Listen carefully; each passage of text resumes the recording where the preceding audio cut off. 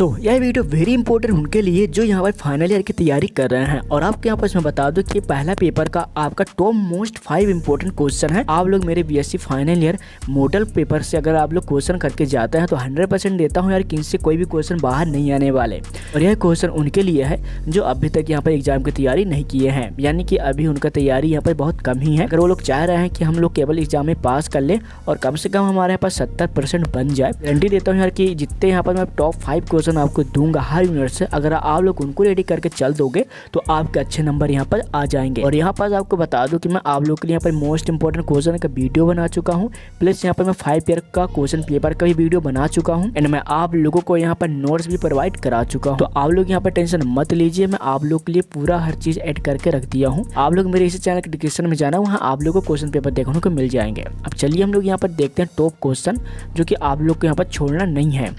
तो देखिए पहला आपका था कंटेंट प्रभाव क्या है, तो आप लोग इनको मत छोड़ना, ये वेरी इंपॉर्टेंट है और आपकी एग्जाम में पूछ लिया जाएगा।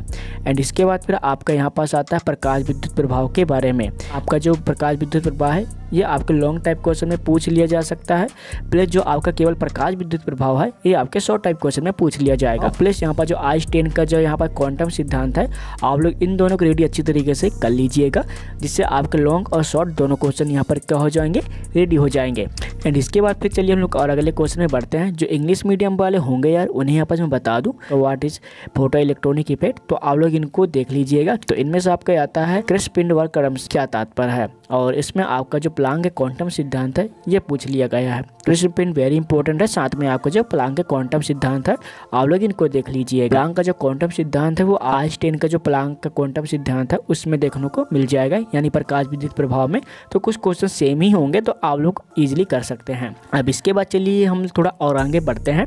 तो इसके बाद फिर आपका चौथा क्वेश्चन आता है डिवीजन और जर्मन के यहाँ पर क्वेश्चन दिया गया है, ये बहुत ज्यादा इंपॉर्टेंट है और इस बार पूछा जाए। एंड इसके बाद चलिए हम लोग अपने बढ़ते हैं 5वें क्वेश्चन में, जो कि है आपका कला वेग एवं समूह वेग। तो इनमें से आपका जो कला वेग एवं जो समूह वेग है इससे भी क्वेश्चन आपकी यूनिवर्सिटी में पूछा जा सकता है, तो आप लोग इनको मिस मत करिएगा। एंड इसके बाद फिर आपका आता है हाइजेनबर्ग के अनिश्चितता के सिद्धांत के बारे में। तो हाइजेनबर्ग का जितने भी आपको क्वेश्चन मिले तो आप लोग देख लीजिएगा। जो कॉमन क्वेश्चन लगा जो कि हर बार पूछा जाता है, मैं यहाँ पर हाइजेनबर्ग का यहाँ पर अनिश्चितता सिद्धांत क्वेश्चन दे दिया हूँ, तो आप लोग इनको देख लीजिएगा। और आपको बता दो कि अगर आप लोग MP, UP, CG या फिर ऑल यूनिवर्सिटी से आते हैं तो ये वीडियो भी आप लोग के लिए वेरी इंपॉर्टेंट है, अगर आपके फाइनल ईयर में क्वांटम का यहाँ पर सिलेबस दिया है। अब चलिए थोड़ा हम लोग और नीचे चलते हैं। तो दूसरा क्वेश्चन आपका आता है श्रोडिंगर के समय निर्भर। तो देखिए आपका जो श्रोडिंगर के समय निर्भर है इससे क्वेश्चन तो पूछ ही लिया जाएगा, प्लस जो आपका सेकेंड यूनिट है वो आपके श्रोडिंगर पे ही यहाँ पर बेस है, तो आप लोग श्रोडिंगर समीकरण को मिस मत करिएगा। एंड इसके बाद फिर चलिए हम लोग और आगे बढ़ते हैं।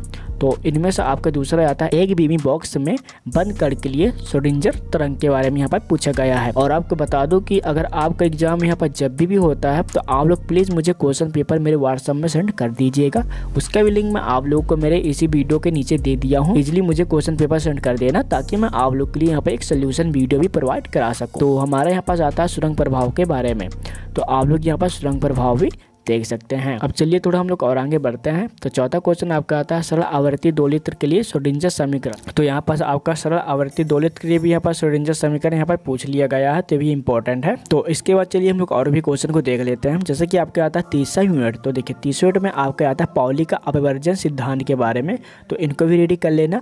एंड आपको बता दूं कि आपके इन सारे क्वेश्चन का सोल्यूशन चाहिएगा तो आप लोग मुझे व्हाट्सएप में कॉन्टैक्ट कर लेना, इनका मैं नोट आप लोग को प्रोवाइड करा दूंगा।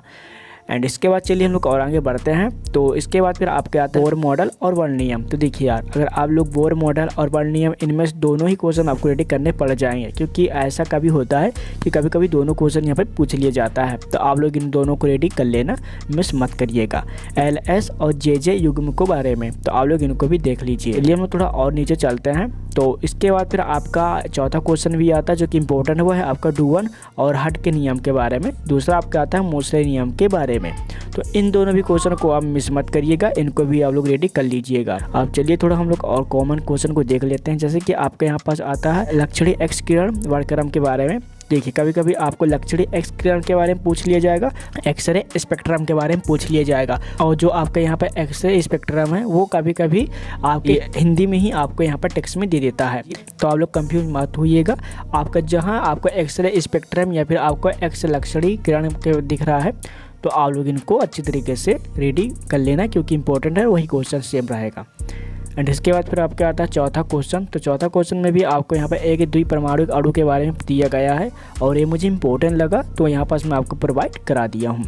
एंड इसके बाद फिर आपका आता है वेरी इंपॉर्टेंट क्वेश्चन, वो है आपका बैंड स्पेक्ट्रम के बारे में। तो आप लोग बैंड स्पेक्ट्रम को मिस मत करिएगा।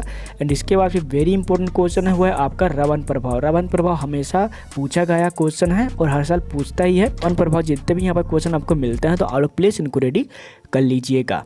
एंड इसके बाद चलिए हम लोग और आगे बढ़ते हैं। तो इनमें से आपके आता है मोर्से विभव क्या है। तो मोर्से से भी बहुत सारे क्वेश्चन इस बार बनेंगे, तो आप लोग इनको भी कर लेना।